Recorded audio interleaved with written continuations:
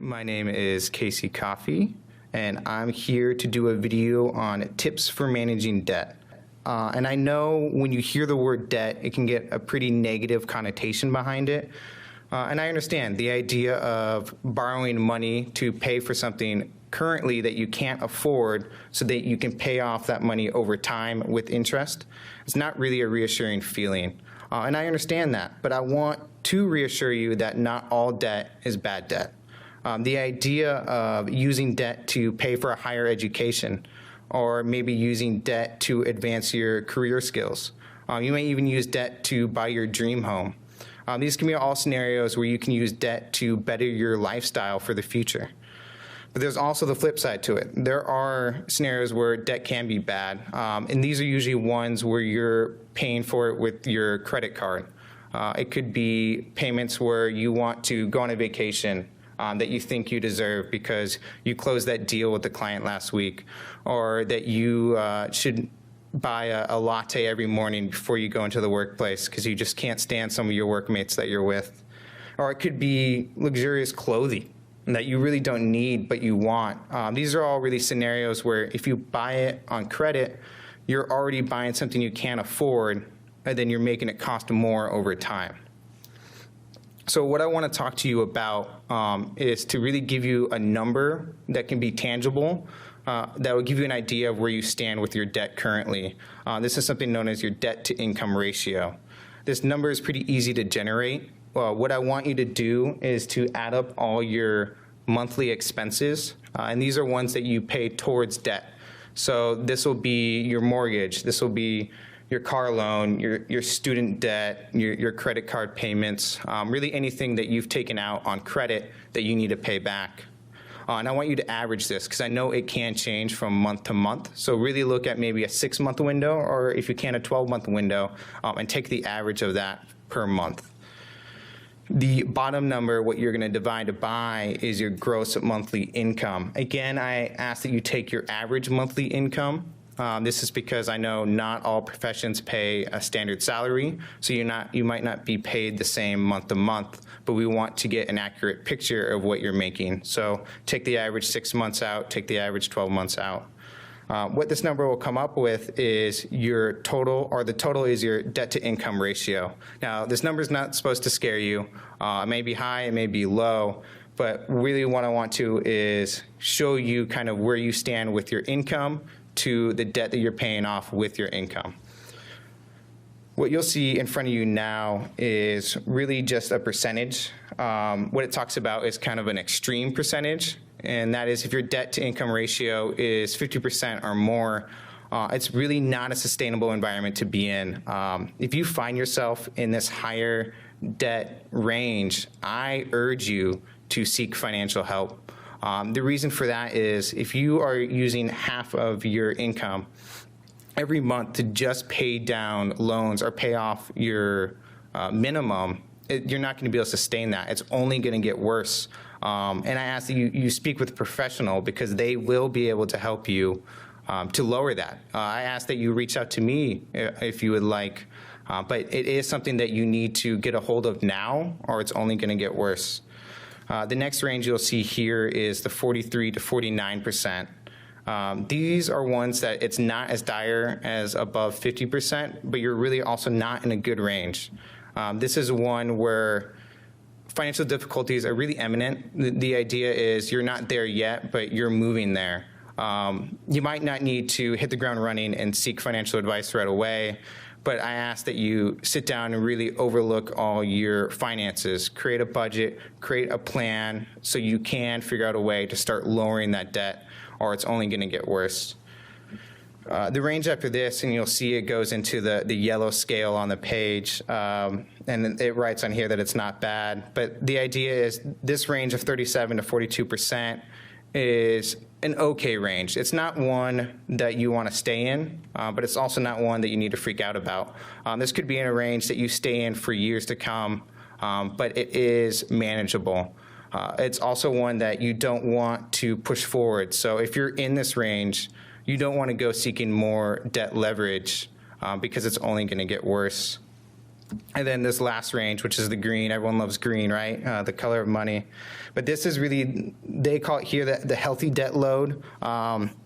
Really the idea is that not all debt is bad. So if you're in this range, the debt that you most likely have compared to the income that you're taking in, it really is manageable. When you're in this range, really the only debt you should have is the debt that you're using to finance a home, or you're using to finance a car, or you're using to finance your schooling, or to finance, again, your career.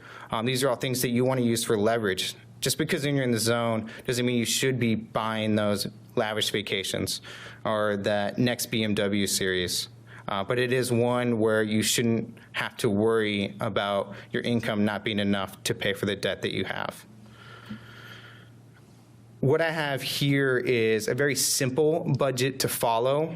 What I'm using as this presentation is really an overview of different topics we can go on for managing debt. And this is one that it's pretty simple to construct. It's the 50-30-20 budget. And what you really need to take is just your after-tax income. What it gives here is take your gross pay minus wage-based taxes. So the idea of what your income is after taxes. And then you're going to allocate a percentage of that to the things that you need, want, and you're going to want for the future.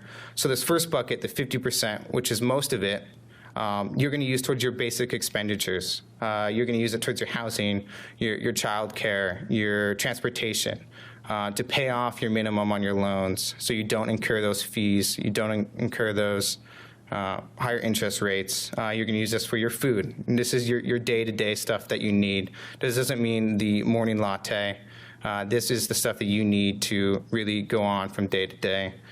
The next area is the 30% bucket. I call this the wants bucket. This is the one where if you want to go on vacation, you want to allocate some of your income towards it, you can. You can use this towards entertainment. You can use this to just going out with friends. You can use this for dining out. This is really your 30% of the wants that aren't extravagant to an extreme, but also the things that you kind of need to have the lifestyle that you want. And then this last bucket is the 20%, which is savings and debt repayments. This is the idea of we want to use 20% to first pay off the loans that you have. So this will be, hey, if we can set money aside, we shouldn't be putting it away for retirement. We shouldn't be putting it away for savings down the road. We should be using it to lower the debt that you currently have so you don't have to continue paying those interest rates and hopefully not those late fees. But also once you get into a sustainable area with your debt, you do want to use this 20% towards creating a rainy day fund because you need an emergency fund in case anything happens.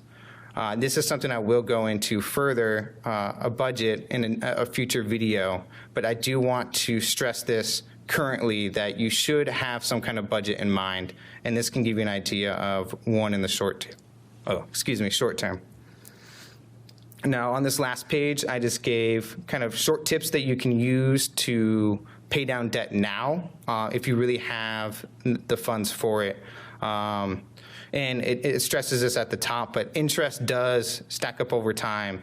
Compounding is one of my favorite words, and when it's used for investments, it's kind of a good thing, but if it's used for loans and you're on the borrowing side of things, it's not a positive thing.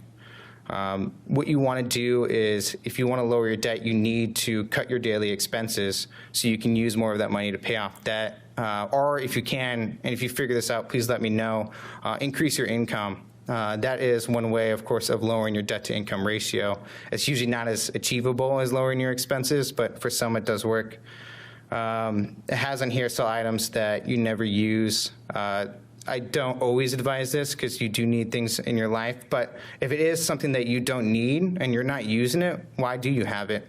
There's no reason for it to be there. I mean, it's really just taking up space, and if it can increase at least the income in the short term, you can really use that to pay debt down that's going to cost you much more over the long term.